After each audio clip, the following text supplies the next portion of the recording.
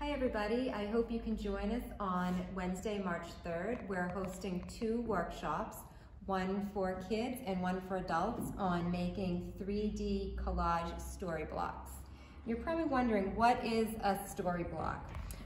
Basically, they're these 3-dimensional art pieces done on a piece of wood, and we use many different collage techniques, painting, using old books, photographs. We use decorative tape, we use clear tape, and all sorts of embellishments to really create an original piece of artwork.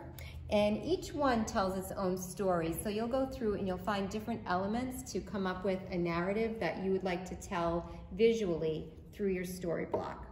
And you can sign up on our website, www.warwickcfa.org. So we hope you can join us. Thanks, Rebecca.